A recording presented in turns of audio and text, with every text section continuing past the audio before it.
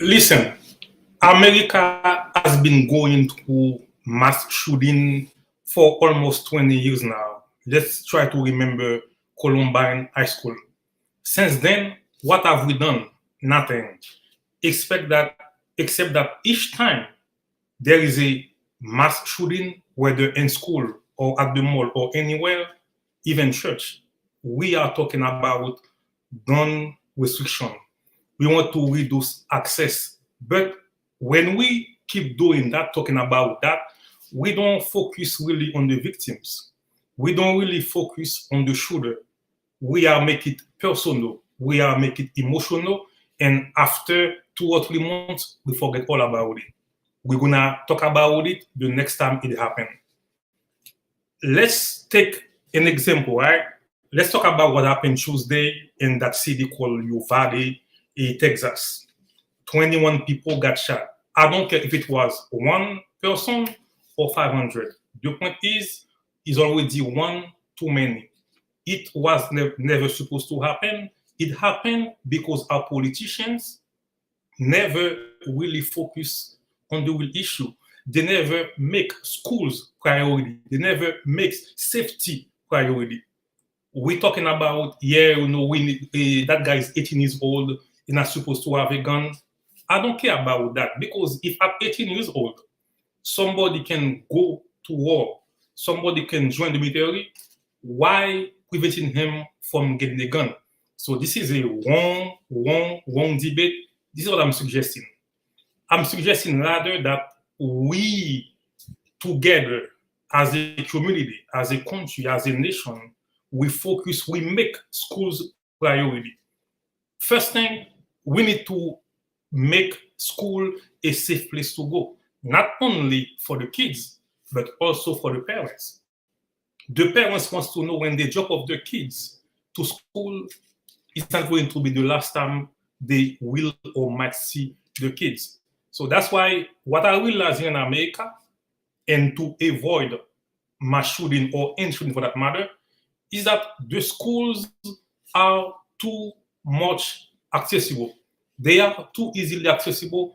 And I think that the schools shouldn't be located in cities. They shouldn't be located in agglomerations. They should be located wherever people cannot go, or you will have to drive to get there. But first, for you to go to a school, you have to have authorization. That's why I'm suggesting that all the schools in America, mostly public schools, that they issue IDs to the parents and also to the kids. This is why, right? So when a student or a kid, for that matter, when they go to the school, they have to show the ID so they can prove that they have the right to be in that school.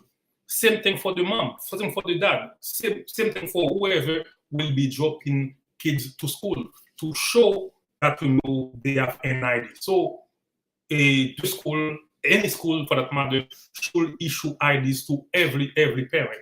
But once again, as I said earlier, the schools are too easily accessible. Schools shouldn't be in the city. So what I'm thinking, since we cannot relocate or rebuild the school, we need to find a way to put gates in the schools. One entrance, one exit, one entry, one out, one in, one out. There will be guards at the gates. So we're gonna put some big gates, big walls, not to make it like a prison, but to build that psychological state that I'm being protected. The kids will feel like they are protected because they are entering a place where before they get in, they will have to show their ID. And there will be some police officers, some trained police officers who will be checking IDs, okay? And they will have a scanner to scan the barcode that will feed a database to get a quick answer. Okay, that person has kids in the school, he or she authorized to be in that school to drop off the kid. But once again, I would rather the parents don't even enter school property. The school should have, as out of the gate, to have like a shelter in place or a drop-off area. They will drop off the kids right there, and the school bus is for that matter, will pick up the kids to enter the actual a pyramid of the school. And even before they do that, or while they're doing that, they have to show the ID. Whether they go 5 times a day, they have to show the ID. They enter, so the school will know who already are in the facility. Even after the bosses, job of the kids, there will be another layer of security, like to enter the actual classroom for someone or other people to be in another gate to let the people be in the classroom. That person will be checking their bags. They got some security guard right now doing those things. They don't really care. They don't ask you who you are. They just check if you carry gun. But guns is not the only thing kill you. Maybe you will go one day to see how it is you can come to do a weekend. But to make sure the kids are safe is to make sure that the schools are not easily accessible, to have gates for them to enter. Now let's talk about the inside. For the inside, for a school to hire new teachers, those new teachers have to meet a important requirement. They have to show that they can carry gun and they qualify with their gun. And if the person don't have guns, and you have to be willing to say, I'm willing to carry a gun and I'm willing to learn how to shoot. That means the schools will have in their agenda a curriculum and the criteria. You have to have a gun, and there will be the school and the community will team up with some army base or a police department to allow those teachers to go to the range at least twice a year, so they can become proficient with their gun, so they can be ready to intervene. And at the same time, they will be taught some skills on self-defense, on how to intervene, on how to call 911, how to report a crime in progress. That way, the student, they will feel like, I'm being protected. Because if I'm going somewhere and I see police officers, I'm happy because I know I'm being protected. But if I know my teachers are packed, they got guns, and they got self-defense, they be able to protect me, I will be happy, and I will be entering in that psychological state to say, you know what, if somebody comes here to do something, I'm protected. But before somebody can come in, the gates already will notify. There is a parent who come to see to pick up his child, or there is a parent who come to see the principal or a teacher. They will know already inside. They will be ready, and he or she will be escorted to the office. He will be going in. That way, we will see that the kids are safe. Self-defense, active shooter. The school will be required also to conduct drills, maybe once a month, some active shooter drills. When there is an active shooter or somebody with a gun, for them to know how to react, how to protect the kids, how to make the kids feel safe. All those things, will be some criteria that the school will put. And a teacher who don't want to comply, you'll be fired, you'll be gone. And whether you are a janitor, whether you are like a housekeeper, you have to have those skills. I'm not going for a janitor to have guns to be able to carry a gun, but those drills, active shooter, he or she will be receiving those training. Still inside the classroom, inside the schoolyard, I will also suggest that each school, public school, for them to have a QRF, is a quick reaction force. At any time they heard fire, at any time they will hear that somebody is on school ground with a gun, they be able to react quick to protect and defend the school, the teachers, and everybody else in the school. That way, once again, the kids will feel safe. They have people to protect them. And also what I realize in those public schools, the doors. Some classrooms don't have doors, or if they have doors, they are left open. Anyone can. So when you enter a classroom, when you go to a school, when you enter the gate or the door, you have access to the entire school. You have access to anything, anyone, anywhere. What if now we harden those schools? make the walls stronger, have some strong doors, and when class is in session, lock the doors so anyone cannot come in. If a student wants to go out, the teacher has to open the door for him or her so they can get out. When he wants to come back after they're doing his thing at the bathroom, he has to knock or buzz for somebody to let him in. At this time, they are easy bait. Anyone has access to the school anytime, anywhere. Let's talk about other things. Like I'm gonna go straight to that. That we have to restrict access to gun.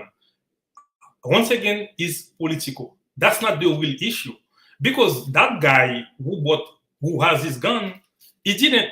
He went to purchase it. When they check his record, he has no criminal background, clean as a whistle. So they give him a gun. So the point is not because somebody is 18 years old or somebody is crazy. I think you cannot give him a gun. The point is to make it safe for those things don't happen in schools anymore. To make the schools priority, to make the student a priority instead of focusing on politics. Instead of everyone now is a Republican, Democrat, people are pushing for the personal, for their own agenda. And the kids are dying. They will be dying if nothing is done. If we don't have harm teachers, if we don't have one entrance, one exit, if we don't ID everyone who will come to the school, those things gonna be happening. And US has 20 years to fix the issue, but they rather do politics. They rather talk about the personal beliefs, about emotions. That's why kids are getting killed. That's why parents are scared now to send their kids to school because they don't know what's gonna happen.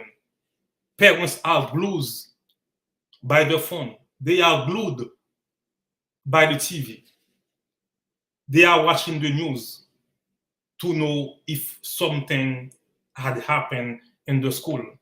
Why do we put the parents to that? So once again, because we allow anyone to join the military at 18 years old, it will be stupid to say, oh no, a 18-year-old not supposed to have guns. If they have the money to buy guns, they can buy guns. Teach them the value of life. And also, there is one more thing we not focusing on. Maybe that guy was crazy. He shot his grandma before he left. Maybe got some mental issues. That's once again one thing the country must spend money on. A public policy for healthcare, to provide mental health care to people, mental health, mental care. Once again, still in the same thing, why don't we put a small clinic? I can say better a super clinic in those schools for the kids to go talk to a counselor, to a psych, to a social worker, to know what they're going through. Because I'm pretty sure if somebody was talking or was trying to talk to that boy, it will have prevent a lot of this from happening. But we let the kids do whatever we want or whatever they want. We don't control them. We don't want to be the parent anymore. We want to be friends. And all those things, family, the community also has a big role to play, to be there for the kids, to make them feel that they can come talk to them so they don't carry the burden by themselves.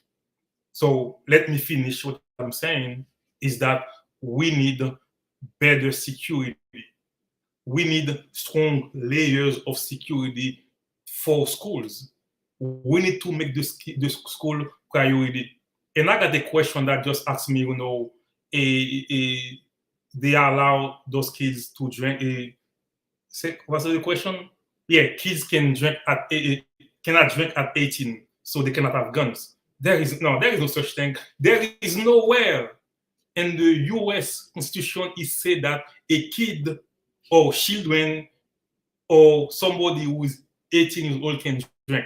There is no way. So that's something the states put that you cannot drink at 18 is nowhere in the American Constitution. So don't even go there. There is no way you can justify that, or you rather for guns to be banned. Okay, because guns kill people. What about vehicles? What about fast food? Everything kills.